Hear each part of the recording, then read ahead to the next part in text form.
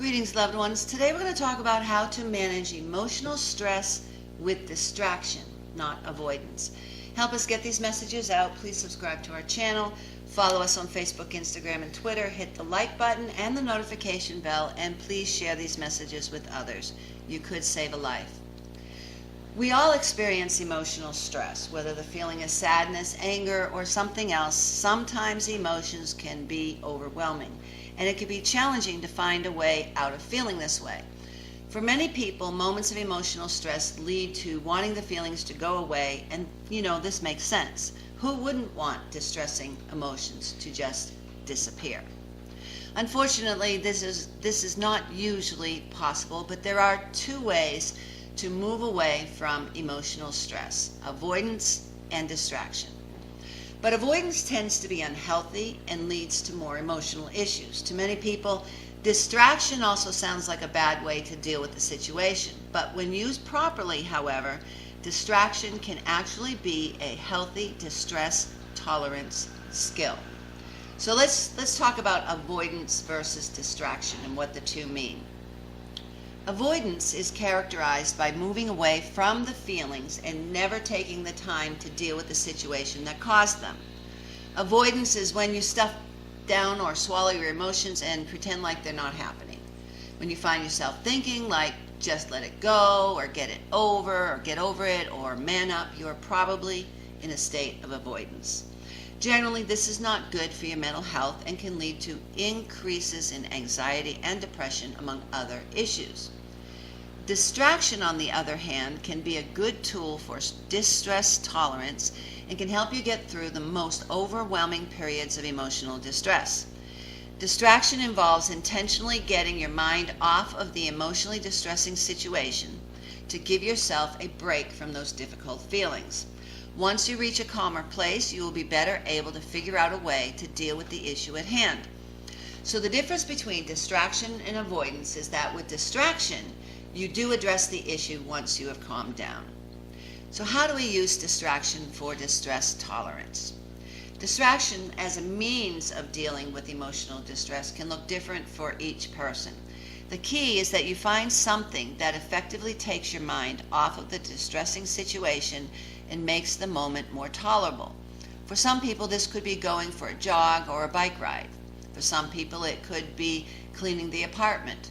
For others, it could be watching a favorite TV show or playing video games.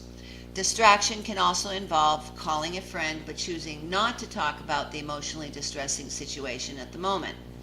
It could include helping a friend or volunteering. These can be great ways to distract you from your emotional distress while also benefiting from the positive feelings that come from giving back.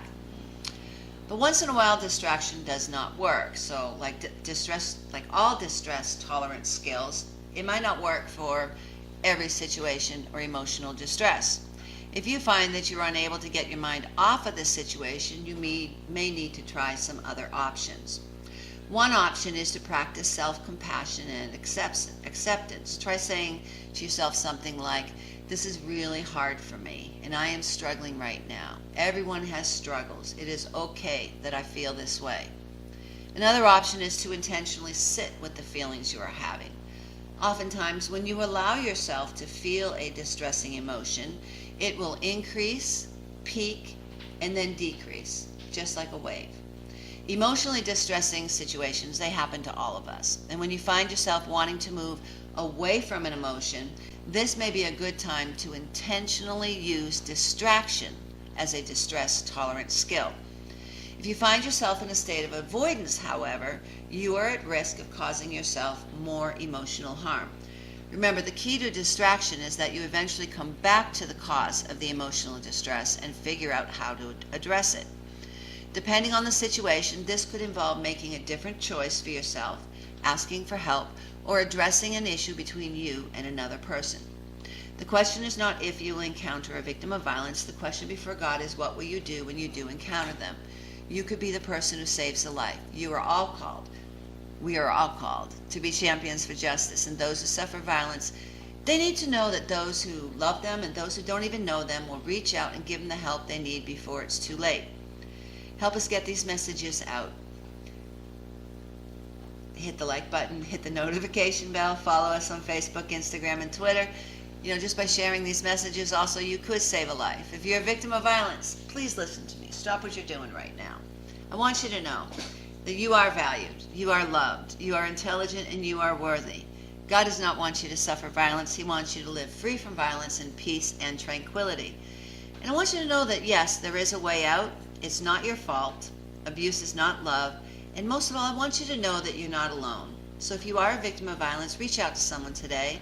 And if you find yourself in a dangerous situation, call 911 for help. If you know of somebody suffering violence, reach out to them and also tell the authorities. In our next episode, we're going to talk about the effects of chronic stress. Until then, God bless you.